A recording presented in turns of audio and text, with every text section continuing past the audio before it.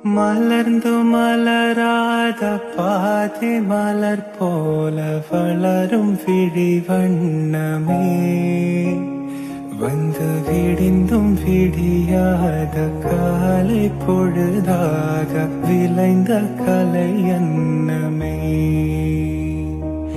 நதியில் விளையாடி கொடியில் தலை சீவி நடந்த இளம் தென்றலே, வளர்பொதிகை மலை தோன்றி மதுரை நகர் கண்டு பொழிந்த தமிழ் மந்திரமே.